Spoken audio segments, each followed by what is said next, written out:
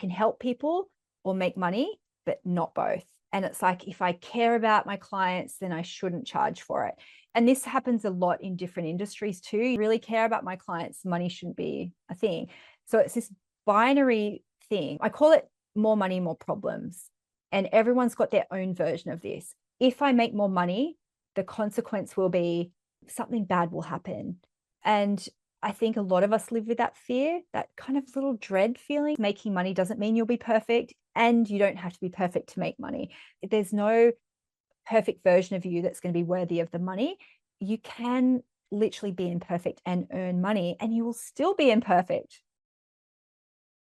Welcome to today's episode of Business Growth Lab. I'm your host, Samantha Riley, and so excited to be here with Denise Duffield-Thomas. We're going to be going down a rabbit hole around money, mindset, and who knows what else, because we've been talking a lot about dancing in the green room, so we never know what could come up in this episode. So Denise, welcome to the show. It's so fabulous to have you here.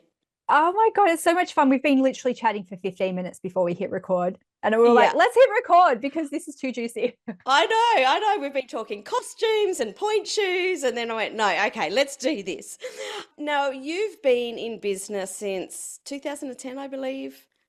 Well, depends on what you count as business, because I feel like a very entrepreneurial kid, and I Uh-huh. love starting little businesses as a kid. So my first business was when I was 9, and I made fluorescent wetsuit banded bracelets to sell around the Del Mar estate on the Central Coast.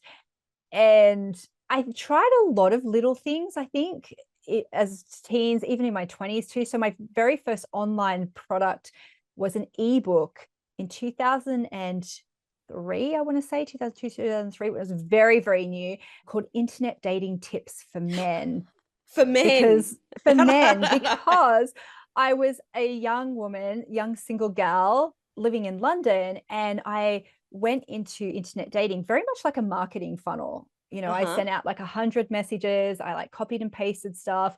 I had batched up dates. So I had like a 6 p.m. and an 8 p.m. date. Like, I really took it quite seriously.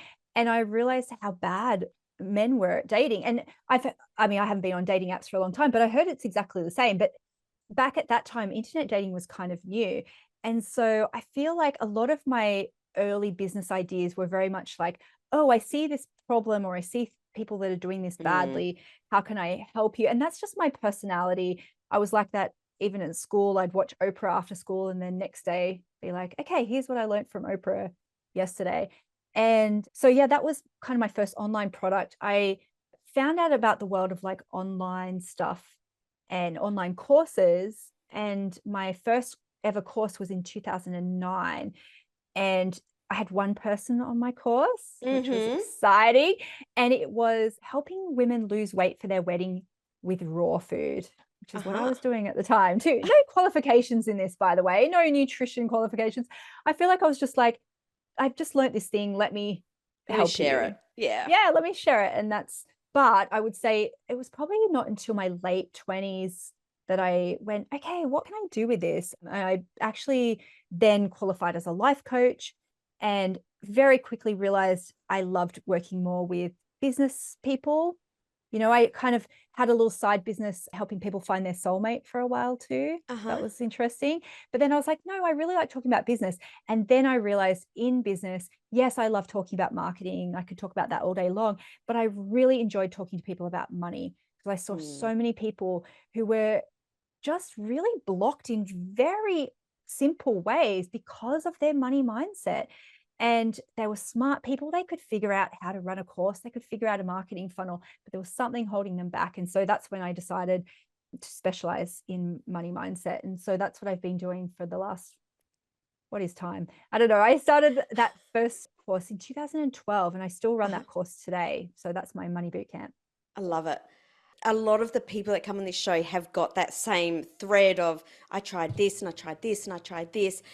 But it's not about throwing out the baby with the bath water. It's about Yes. taking all of these little bits that you've learnt along the way and sort of packaging them all together and building something new. My question is going into that money mindset piece when that was still quite new to you, did you have any imposter syndrome going into that field? Oh, absolutely. And I actually remember a feeling like it was a real calling. Like I kept on thinking about it and I kept on pushing it away. And the reason why I pushed it away is because I thought, I'm not allowed to talk about money. I'm not a Mm. financial advisor. I'm not an accountant. And I thought for a moment, maybe I do need to go back to university and do an accounting degree so I'm Ah. allowed to talk about money, even though I was not giving financial advice. I Mm-hmm. was literally talking about, why are we scared about money? Why Mm-hmm. are you scared to set your prices? But I was still, I think, indoctrinated in that money is not something we're allowed to talk about. Mm-hmm. Money Mm-hmm. is taboo. Money is something that you need to be qualified to talk about, which is mostly the problem, right? We Yep. we think it's not for us. So I remember kind of going, no, no, no, no, no, no, no. And then I sort of went, okay, I will talk about this. But I was kind of like bargaining with the universe. I was like, universe, I will do this, but you have to make it really easy for me. Send me nice people who want to learn from me. I'm not going to put myself up as a guru. I'm a student of this, just like anyone else. And it has been, it's a funny thing, it Mm. has been easy. That's so cool. That's so cool. Yeah. You talk about a first class life. Mhm. Can you explain what you mean by that and how you've seen that come through differently with different people? Oh, yes, it is so different. So everyone has to think about what their version of a first class life is, because I think we can see this very clearly. Like if you're on a plane, there's very clear distinctions between the classes, right? Mm-hmm. So economy class. And then as I started making more money, I realized that some of those things are so arbitrary. So going to premium economy, you go, oh, they've got slightly nicer toilet paper. Like, you get like your seat reclines like 2 inches more, right? But then you go into business class and you go, oh my God, you get proper silverware. Yeah, you get to lay flat. Yes, you get a little bit more. And then first class, is that next. And then now, of course, there's suites and all that kind of stuff. There's like Uh-huh. beyond first class. And so I think what's so hard for people to sometimes get their head around is that we think, oh, everything has to get better and better or fancier and fancier. And your version of a first class life could be completely different to someone else's. So, what I get people to do when they first join my money bootcamp is to do a little bit of an assessment to rank things in their life according to those categories: economy class, premium economy, business class, first class. Now, economy isn't, it's different for everyone because it's what makes you feel poor, inconvenienced, annoyed. Mm. And so sometimes it's really obvious where people go, you know what? I've got all these pairs of underwear with holes in them. So you go, okay, you have to let go of those things or you upgrade them to the next level. So for some people, it might be, okay, I'm going to upgrade, my office chair because I have a chair that makes me feel poor and inconvenienced. It stops me from, doing my best work. And we start to look at everything in your life because those things are symbolic to what we're putting up with often. Mm. Mm-hmm. If you're putting up with literally a lot of squeaky wheels, a lot of things that are making you feel poor, you start with the things that are going to be the most symbolic to upgrade. Sometimes that's things that then will like uncover some money blocks Mm. around, am I worthy of this? Or, you get what you get and don't get upset kind of Mm-hmm. thing. It might remind you of things from your childhood, but you'll get to a point with some things where you can't upgrade them anymore. Yeah. So for me, my phone, I don't know, it's iPhone 14 or something, right? Mm-hmm. It's definitely a couple of ones back, but I'm like, I don't want to upgrade that anymore. Mm-hmm. I Mm-hmm. don't even have to think about that anymore. But there'll be other things in my life that you kind of go, okay, what is that next? What is that next level for me? And when you start to realize that you are allowed to have what you want, you're allowed to feel pleasure, you're allowed to feel wealthy, it's actually not so much about the money. It's about the Mm. permission, Yes. usually, Yeah, to yeah, do it. yeah. Yeah. Totally. I love the way you talked about that. And I'm interested to know, you just mentioned the phone, and it made me think about, as females, we're like, oh, we always want a designer handbag, right? Yeah. And I always had these dreams of having a designer handbag. And I remember the time that I walked into a shop and I could afford them. and I actually decided I didn't want them anymore. Yes. So for me, it was about having the choice, not about actually having the money. Have you noticed the same thing? That is exactly the lesson, Samantha. It is choice. And that's when you start to realize that richness isn't always about stuff. And Mm. because I had this same experience when I started making money, but mine was about shoes. I was like, oh, I guess I have to wear fancy shoes now, right? I was like, I have to wear high heels. And I remember just going, oh, this is not my thing. And I love my sketches. For me, that is first class for me because it Yeah. is about the choice. I think though the lesson at the start, especially when someone's new to money mindset work, you realize that even if you do have the money, you still don't feel like you have the choice because you're not allowed to choose. And the way you can practice this Mm. is really good because the next time you go to a restaurant, I want you to sit before you open the menu and to sit, what do I feel like? What do I actually want? Because many of us, myself included, when I started doing this, we don't have the muscles around choosing and choice Mm-hmm. yet Mm-hmm. because we always default to, well, what's the cheapest, or what am I allowed to have, or what should I have, Mm-hmm. Mm-hmm. or what would someone else choose for me? And if you ask somebody to choose, it can be really, really difficult. And so similarly, you can go into a shop before you look at the price tag to see if you're worthy of even trying it on. Practice doing this and go, what would feel good to me? What is my favorite color? What would bring me joy? Try things on before you look at the price tag, because I'm not saying buy things blindly, but it's like take the price out of the equation. If you could choose, what would you choose? And that isn't always the most expensive. It isn't necessarily always the cheapest, but that's okay too. I still shop at Kmart, I still Mm. shop at Target. But I think that's the tricky thing. It's not the money, it is what am I what am I allowed to have? Do I really, really want? And that's, I think, a very underused muscle for a lot of women. Totally. Yeah. You mentioned joy then. How much is having joy linked to making money?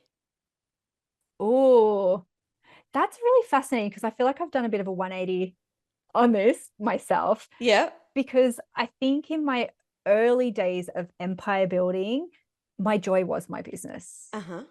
And I think you do have to have that. You have to obviously like what you do, because otherwise, especially entrepreneurs, if you get bored, you're going to Oh, let it go. you burn things down as well. Like you break That's right. things. Like being bored is the worst thing ever. Exactly. However, I think I got to a point where I was like, oh, my business doesn't have to be my source of joy.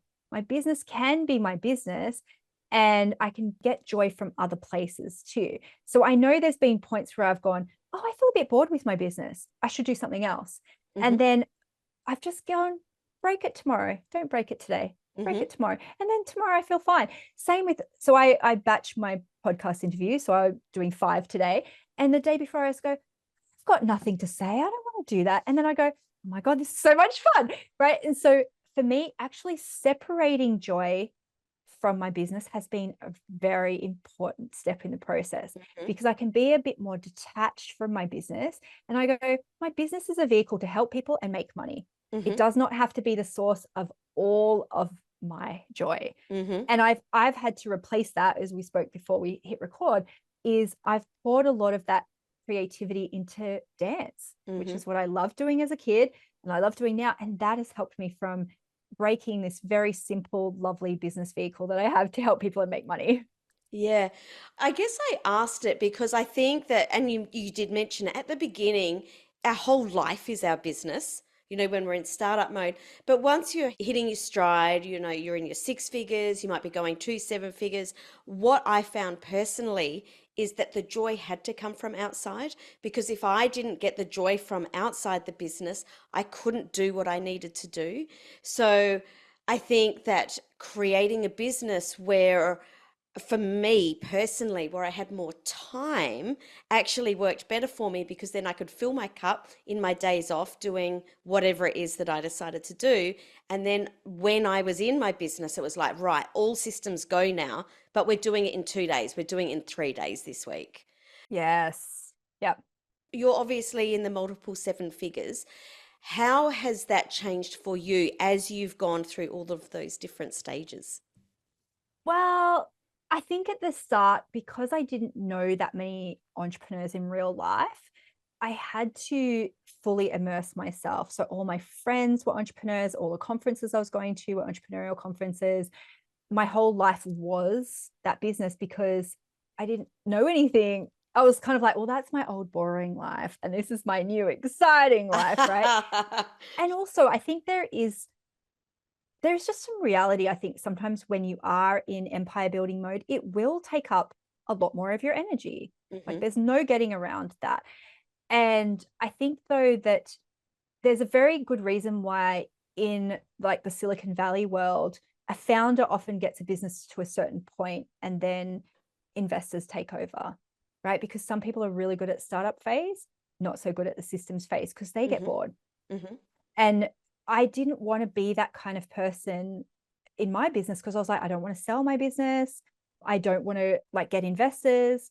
And so I felt like I need to rein in my squirrel brain a little bit, right? And to say, this is a perfectly good business vehicle. Don't break it. Don't break it. And so, yes, I had to make sure I had hobbies outside of business and things like that. So then I'm not great at the systems part, get other people to do that. Mm. Be consistent in the systems that you create, but that doesn't have to be then my life. So Yeah. yeah, but that being said, it's okay if you're in the empire building phase and that's all. You're just putting everything into that. That's totally fine. I Yeah. feel like for me, it wasn't even a conscious decision. It wasn't even a smart decision. It was forced upon me a little bit by undiagnosed ADHD and perimenopause Oh. colliding. Uh-huh. And yeah, right. And I was Yeah. like, oh, I can't do it like that anymore. So Yeah. then it's same realization I had, I think, when I had my first baby. I was like, oh, I need to outsource a little bit. I need to be like systemized. I need like operating procedure. I need to batch things. And then you go, oh wow, that's stuff that people have been telling me to do all along, but Mm. I didn't do it. And But then I think it's one thing for someone to say it, and it's a whole nother thing for you to actually do it and realize, oh, this is what they mean, or this is the outcome. Because as yeah, a word, it doesn't create that feeling or that understanding.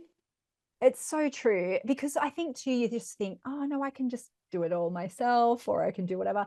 And now realizing I don't have to and I can still serve people. I think I went through a bit of stage of guilt around that a little bit too, of thinking, wow, if I'm not 1000% invested in my business at all times, then I don't deserve to make money from it. Instead of going, look, I've created this thing. It's new to people for where it's not about me. I don't need to get all my excitement and joy out of this because I'm not my customer. Mm. And when people join my program and they go, wow, this is brand new information to me. This is so helpful. I'm like, it's not about me. It's not brand new information to me. Of course not. Like, of course you're going to get bored of it sometimes, but that's not the Mm. point. Mm-hmm. Get your excitement from somewhere else. And then, yes, when I have my boot camp calls and things like that, I go, oh, wow, this is cool. I really enjoy this. Yeah.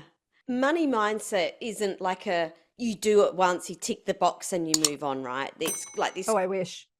right? You and both. It's very cyclical. Is that the word? We go Yeah. round, it's like we reach next level. What is one money belief that still catches you out, and how do you overcome that? Oh, yes. Well, I mean, I am very clear on this. Even though I teach this work, I am definitely a student of the work.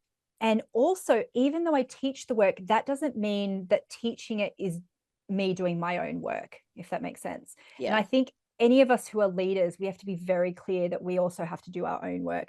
Yes. I hire someone to help me with my money mindset too, because teaching it's not the same as doing it for Yeah. myself.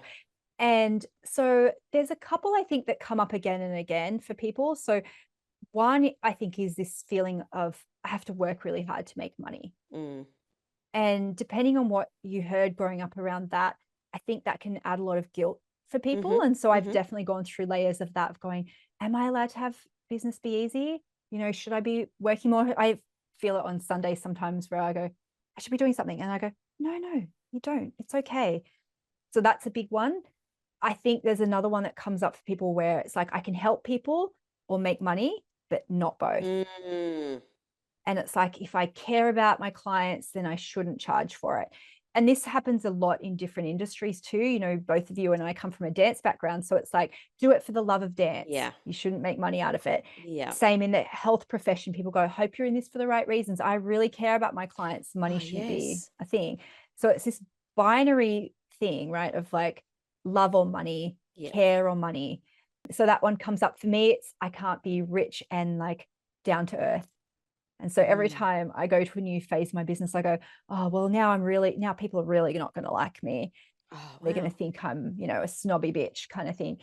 And I think another one that comes up for people is this fear that I call it more money, more problems. And everyone's got their own version of this. If Mm-hmm. I make more money, the consequence will be I won't be a good mom. I won't be a good person. I won't be ethical. I won't be, environmentally conscious. I won't be a good friend, a good daughter, a good whatever. Something bad will happen. And I think a lot of us live with that fear, that kind of little dread feeling of like, oh, something bad is going to happen. And I think so much of that is just the fear of the unknown. If you've never Yeah. seen anyone make money, especially a woman, then if you can only go by what you've seen in TV and movies, right? Where it's like the Yep. rich bitch Yep. who Yep. Yeah. loses Totally. everything. And so I think my job is really just to talk about it, normalize also that just making money doesn't mean you'll be perfect, and you don't have to be perfect to make money. So I talk a lot about my mistakes, and because I want to normalize, there's no perfect version of you that's going to be worthy of the money. You can literally be imperfect and earn money, and you will still be imperfect. Yeah. There's no end point of that. So yeah, comes up for me all the time. I Yeah. find new things all the time about my money mindset. I love that you said normalize it, like speaking it out. That's what I love about you, that you do speak it out. It's normal. Everyone goes through it, because I think that there's a lot of, and I see it mostly in the coaching industry. I haven't noticed it in other industries, and I've been in business over 30 years and I've never noticed it before in other industries. But it's like, I'm earning the seven figures and this is the holy grail and my whole life is perfect and, blah, blah, blah. But it's not like that in reality. There's always things coming up. And I think that it's really important that we do normalize it, because what we're actually doing, if we're glossing over things, is actually not doing what we want to do, which is helping people. We're actually shaming people, where people think, what am I doing wrong? How come I can't get this? And I talk about it with my clients, like that things come up all the time. Things break, things don't go well. We all have moments where our mindset, no matter how hard we're working on it, it takes a hit, whatever it is. Yeah, absolutely. And you know what? I think that imposter syndrome stuff, people are often waiting for it to go away, but it never goes away. No. And so you have to kind of accept that, to go, oh, wow, I'm always going to feel some fear. I'm always going to feel a bit like an imposter. I'm not perfect, but why not me? And that's it. When you start to realize that successful people are normal people, they've just sold more stuff, right? Yeah, It's yeah, just like yeah, they've right. just done the thing. Like, we live in a world at the moment, especially, where there's very little barrier to entry. Mm-hmm. Nobody can stop you from making a podcast. Nobody can stop you from having your own YouTube show. No one can stop you from doing any of that, but no one can force you either. Mm-hmm. And so you have to be in your own corner, and you have to almost be a little bit delusional and kind of just go, I'm just going to, yes, I feel the fear. Yes, I feel like an imposter, but I'm just going to do it. And what is so fascinating when you do that is that people believe you. Yeah. Like, I self-published my first two books, and people would just be like, oh, you have a book. And I'd be like, kind of. I went into a bookstore the other day with a friend, and she goes, oh, your book's here. You should sign it. And I went, yeah. And then I'm like, I'm a real author. Like, I just kind of fudged my way into it. And all successful people feel like that, unless they're like delusional narcissists. They always just think, yeah, I'm great. But most people have just gone, I just did a thing, and then I did it again, and then people believed me, so I kept on doing it, and that's it. And if you're just sitting at home going, geez, I wish the stars would align, and for someone to pluck me out and to go, I see your potential, that just doesn't happen, right? And so just do the thing. Just do the Mm, thing. No mm. one cares. When things are messy like that, and it's one thing to say just do the thing, what are the habits that can pull us back to that calm, focused action? Well, I think what happens when we go do the thing, one, we try and do everything ourselves. Mm-hmm. So I see a lot of people get stuck, like, for example, in the tech, they go, yes, I'm going to do the thing, but now Oh, I have to go back totally. and learn how to do MIDI files or something. And you go, I can't do it. And then you get paralyzed. Or I see people, they go, I'm going to write a whole book series. I'm going to do the thing. And they're so overwhelmed. And it's like, just write one chapter of your book. Or they go, oh, I'm going to do this program and it's going to be like this whole big thing. It's going to be amazing. It's just like, okay, create an opt-in. Yeah. So that's hard. I've done it myself because we want it to be perfect from the get-go. We want it to be big. Also, what I think I did at the start is I tried to be everything to everyone. Mm-hmm. So my first website that I did myself, I think it had like 8 tabs on it at the front. And it was like health and wellness, finding a soulmate, run a business, Ah, law of attraction. Like, it was yeah. literally all these things. And it was too much. I was spreading myself too thinly. And I see that a lot in people, is that they want to be thorough. So they feel like I have to do everything. Or if I'm creating a program, I have to answer every stage of this person's life cycle, instead of going, I can teach you this one thing in this one program. And then my Mm, next program can teach you the next thing. And we feel like if we don't do that, then we're worried that people are going to think we're an imposter, yeah. instead of being kind to our clients and going, no, I'm going to help you with this one thing. And sometimes the business only then becomes that one thing. And that's, I think, where I've fallen into. Some people sometimes will go, oh, well, what's the next? Is there an advanced money boot camp? Is there a mastermind? And I go, I don't have the bandwidth for that, or that's not my Mm, zone of genius to offer that. And so what I found is that a lot of my clients, because my program is pay once, stay forever, is they'll come back to it because they're off looking for a silver bullet of going, what's boot camp 2.0? And I go, no, babe, it's the same thing. You have to just mm, come back and do the basics again and again. And that's been really great for me to realize again, oh, I don't have to be everything to everyone. This is what I mm, can offer you. And that's okay. mm. So I think that stops people a lot. Yeah. You were talking about boundaries just then in a different way. Like, this is the boundary of what I do. I don't go out of that. What are other boundary kind of grey areas that you see sabotaging people from really scaling up to the next level? Oh, yes. I mean, and I've done all of these myself too, right? So no shame. That's right. We know that they work because we've done all the stuff that doesn't work. Yes. Over delivering is obviously one of the biggest things I see for women. So, in particular, over delivering around time and scope. And this is such an easy fix. And I actually have a lot of scripts in my recent book, Chill and Prosper.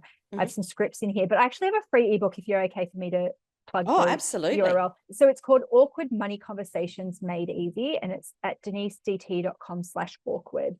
It's just not a fancy little ebook, but it has some of these scenarios in there because these are easy fixes on the outside, but actually uncover a lot of money blocks for us. So time. So if you sell a service where you spend time with people, so it could be coaching, consulting, whatever, what I find is that people try and give everything and solve every problem of people's life. So my 1 hour coaching sessions were 3 hours. Yeah, How did you even have the bandwidth for a 3 hour coaching session? because I didn't have that many clients probably. But Yeah. also I didn't realize that that's actually really unkind to do that, Mm, because people were really excited. Oh, tell me more. Oh, can you solve this problem?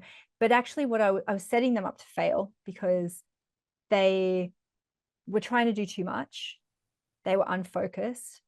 And also, I got very few repeat customers because they were like, I'm overwhelmed. I'm going to go do yeah. all the 100 things you told me first. You've opened up all these tabs in my brain, and then I'm going to come back, which isn't real change. Yeah. That isn't real transformation in people.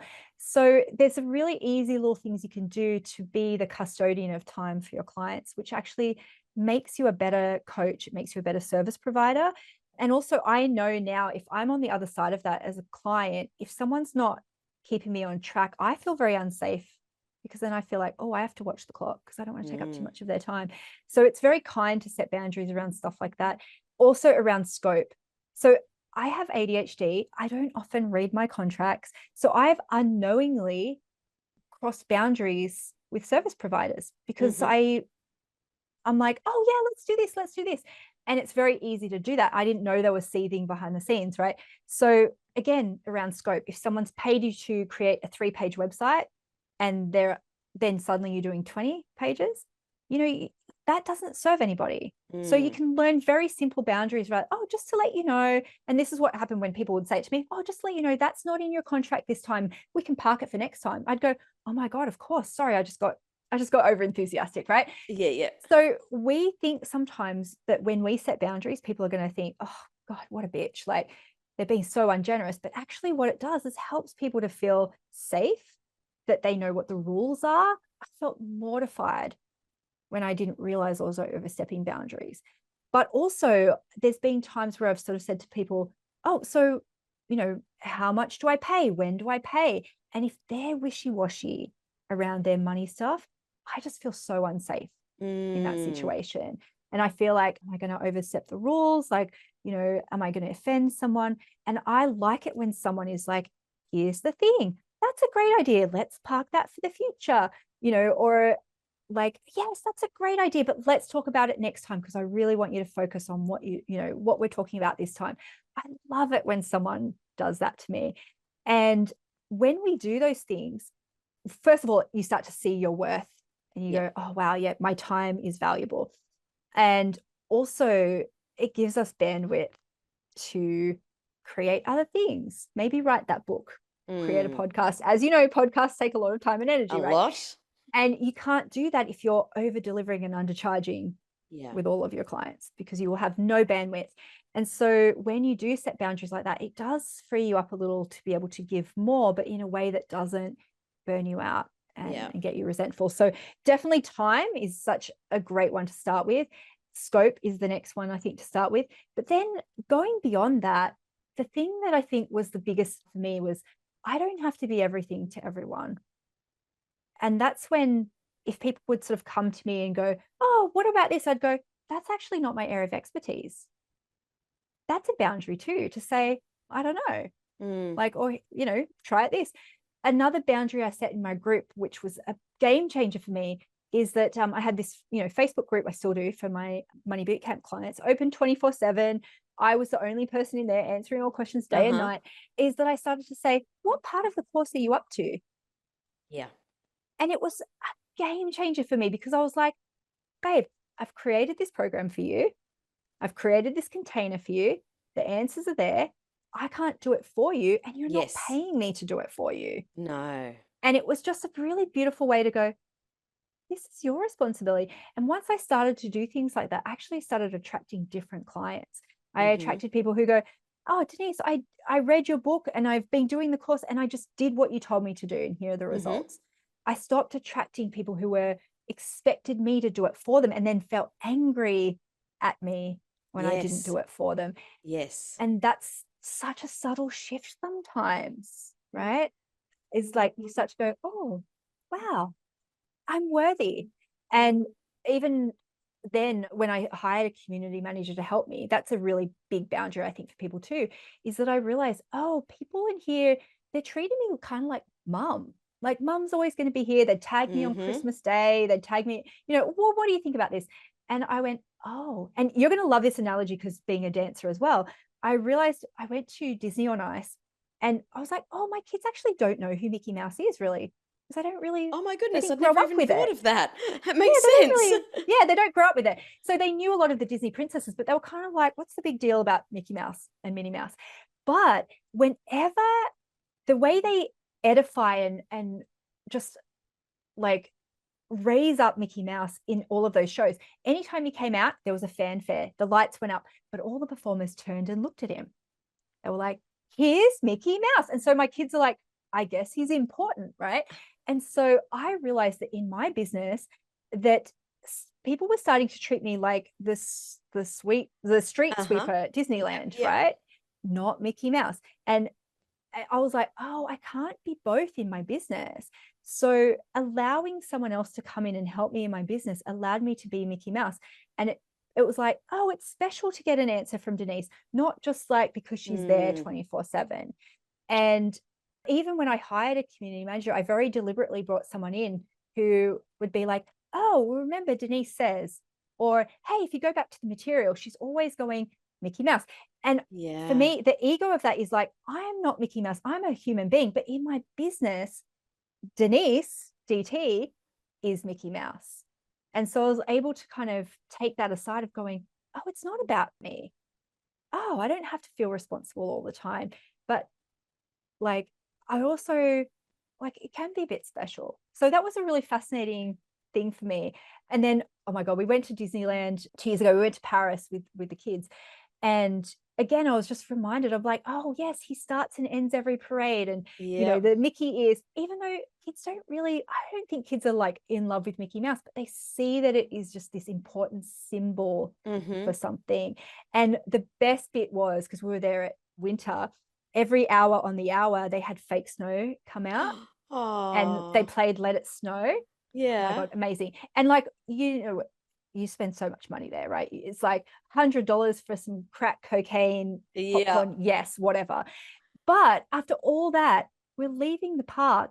Mickey and Minnie are like at the entrance up the top, waving goodbye to people. And I was thinking, need to do that. This is so cool. And that's the thing when you have the bandwidth, because Mickey Mouse isn't sweeping the streets at the same time, they have the bandwidth to create those surprise and delight elements, right? Because they're like, they've got boundaries around stuff like that. Oh my goodness. They don't have 50 Mickey Mouses in the park at the time. He's only ever in the park one time, and it's Unless you're in the special. gift shop and there's 1,000 of them, and you have to Yes. stand there and go, which one am I going to get?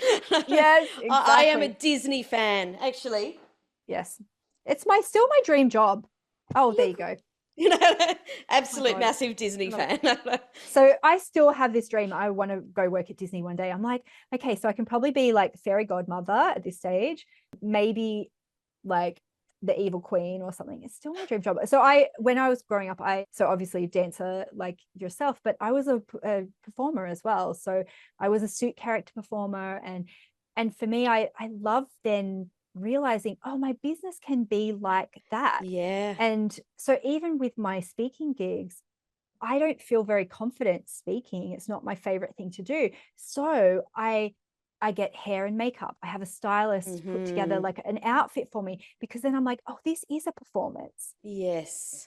But that doesn't mean that I have to live like that 24/7. So I Yeah. actually don't do any speaking in my town that I live. I Yep. don't do any business. I don't have any clients in my town, because I'm like, you always need a time where you can take off your mask and just Yep. be a normal person. And Totally. I think that's so true for your business too, is like, maybe you're spread too thin. Maybe you can batch your client facing days on 1 or 2 days instead of spreading it out. Maybe there's parts of your business that no longer feel aligned to you and they don't feel good. Maybe there's a shift in who you want to see or how you want to see people and how you want to deliver. All of those things can be customized, but it's part of that choice, right? What's the first class version of your business for you? What would feel better? And I'll hear people say, oh, but I can't do it like that. Mm. My clients won't like it. And I mean, the pandemic actually helped a lot of businesses in that way, because I had people who said, no, all my clients, they have to see me face to face for kinesiology, for tarot Mm-hmm. reading, Mm-hmm. for whatever. They want that personal touch. But it's like, well, you can't do it anymore. Some Yeah. people have never gone back to in-person work. Yeah. Some people have shifted the way they've done their stuff forever, but it is your choice. Yes. Your Yeah. business, your rules. Oh my goodness. Yes. You've actually shifted my mind just by talking that through. There's some gold in there. I'll be going back and listening again. I just want to finish off with one piece, because I think that to be able to create this first class life, there's one thing that needs to happen, and then we need to bring in more money. Can you talk to us about setting pricing? Because this holds so many people back. Gosh, it's held me back multiple times of Yeah. who am I to charge that? what can you talk to setting premium pricing? Yes. So there's a couple of things that go into this before you even set the price. One is the realization that there is no such thing as a critic proof price, because that's what we're looking for, right? We want to find the sweet spot for everybody. We want to have a price where every single person we say it to says, that's reasonable. And this is never going to happen. You could charge $1 for something, and there'll always be someone who says, that's too expensive. That should be free. Who do you think you are? And you can experiment with this, and I remember, that meme that goes around sometimes where you think a bottle of water is like 50 cents at the Yes. supermarket, $5 at the petrol station, probably $20 at Disneyland, right? Yeah. And it is often the same thing. And we can't get our heads around this sometimes, that sometimes we're selling the same thing, but it's for a different target audience. And actually pricing is different for your target audience. There are some people, premium pricing is part of the sale for them. If something's too cheap, they're suspicious. Sometimes we want to be a vibrational match. And this sounds so woo-woo, but pricing is energetic. And that's the hardest thing, because what we try and do is we ask other people. We crowdsource our pricing. We say, what would you pay for this? And sometimes we're asking people who are not our target audience. Totally. Who are not even in need of what we have to offer. Also, we try and average out our pricing. I did this. I don't know if you did it as well. I went, what are all the other coaches charging? And then you kind of go, well, that person's like more experienced than, or that person's like better looking than me, or that person, like, we do, we put all this stuff in our brain. And so then we kind of average out. I'd love to do this at a conference, because I think the visual would be very useful. We all have our money blocks that we've got from our childhood, whatever, and we're carrying them around in a little bag. And imagine then, if I was at a conference, I'd love to do this and say, give me your handbag too. Give me your handbag too. And then I'll go through the audience and collect everyone's handbags and go, I'm going to carry all your money blocks as well. You can't do it. Yeah. And so when we're basing our pricing on someone else's, we have no idea what their financial situation is, what their money blocks are, if they even need the money, what their boundaries are like with their clients, what their self-esteem is. So no, it's so tricky, right? Because you can't look at other people's prices. It has to be an energetic match to you, and you have to live with it at the end of the day. And so it has to feel win-win. The problem is we have all our stuff around it. So we go, no one will pay it. I'm too expensive. Who am I? Or we start to go, oh, but if I charge that, that's more than a doctor earns, or that's more than a lawyer earns. You go, yeah, but it's a different thing. Totally. It's a different thing. And I always think there is a lid for every pot. There is a customer for everything. And it's not that you have to justify your prices, but you do have to be an energetic match to your price. And I've definitely experienced it where I didn't charge enough for something, and I felt weird, because it wasn't complete. It didn't make sense. And so I felt the deficit in my body. That's where it came from. That's where the imbalance came from. I also think sometimes when you're undercharging, we can be an energetic match to people who don't see our worth. And so they're never happy anyway. Totally. Isn't that horrible? Because we think, I'm giving so much and I'm undercharging, and you're not even happy. And it's because, and then you start to feel resentful, right? Right, exactly. And resentment's actually such a good sign that your pricing is wrong. Because you go, oh, I can't believe I'm attracting these people who aren't even happy. It's like, yeah, because you have all this stuff around it. So you're attracting those people, and I've been in that phase too, where I've attracted like bargain hunters or freebie hunters, and it's not even the price, it's the energy around the price. Because I've had good customers at every price point, I've had bad customers at every price point, and it's usually when I'm not feeling good about it that it happens. And so I wish there was an answer where I could say to people, oh yes, here's the formula. And if you get this formula right, you'll never have a no ever, and everyone will be happy. It's not the case. So that's why you always have to do your own internal money mindset work, because then if someone says you're too expensive, it's not going to feel like a dagger in the heart. You just go, it is what it is, and that's okay. I also think, to loop back to something I said a little while ago, is when you have bandwidth, you can create books, you can create opt-ins, you can create podcasts. If someone says to me, I can't afford your money boot camp, I go, hey, that's no problem, babe. Like, you can go grab my book. Yep. There's thousands of resources. Why don't you go and check those out? And that will help you. And then when you're ready, you can come back. I'm not attached to it because I know I serve, I deserve. Oh, I And I love know that. I've got somewhere to send people. The problem is when you are feeling guilty and burdened and you think, I am the only solution I can give them. Oh my God, you feel so bad. And then you do take it personally. And then you think, God, maybe my prices are too expensive. Maybe I'm a greedy bitch. Oh, okay. And then you take on too many people, or you over deliver, you burn yourself out. And then you're in this cycle where how many people can you really help from that place? Because you're limited. And so then you can just become like, oh, it is what it is. And there's always more customers, or you'll come back when you're ready. It's like just a detachment that actually, funnily enough, is very attractive to people. Yeah, Yeah. absolutely. People buy confidence. It is attractive. I love that. This episode has been so good. You've just brought so much to the table that I'm going to go back and listen to it. I know that any of our listeners will be doing that too. For people that have loved this as much as I have, where can they find out more about you and stay connected? Oh, well, I love connecting to new people. And I think I'm a collector of money stories too, right? So I love when people send me their money blocks and stories, because I'm just like, yes, this is the juice. So I'm at Denise DT on most social media platforms. So you can find me on Instagram, Denise DT, Facebook, Twitter, all the things. And my website is denisedt.com as well. So it's super easy to find. I would say though, to start off, if you're interested in working through your money blocks, I've got a book which you can get from bookstores and Amazon called Get Rich Lucky Bitch. Don't be put off by the title. And that really goes through a lot of money blocks. And Chill and Prosper, which is my latest book, is more about business and how those blocks come up in business. So my books are a really great place to start as well, to start doing the work, and to start uncovering stuff. Because people will say to me, I didn't think I had money blocks. And I go, hey, babe, we all have them. There's nothing wrong with that. But the more you can be aware of them, I used to say I can help people clear money blocks. Now I say, I can just help you recognize and dance with them and have fun with them and make money, even though you've got money blocks, because we all do.